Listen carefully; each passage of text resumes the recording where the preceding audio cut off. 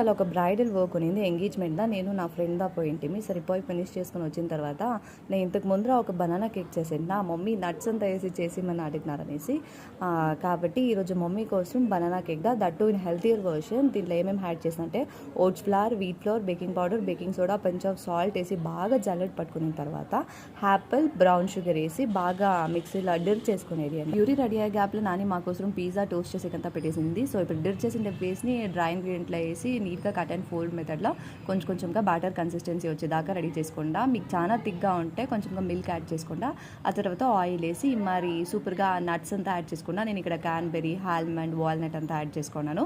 మీకు ఏ నట్స్ అంతా ఇష్టమో అదంతా నీట్గా యాడ్ చేసుకొని మరి కేక్ టీన్లో బ్యాటర్ని రెడీ చేసి పెట్టుకోండి.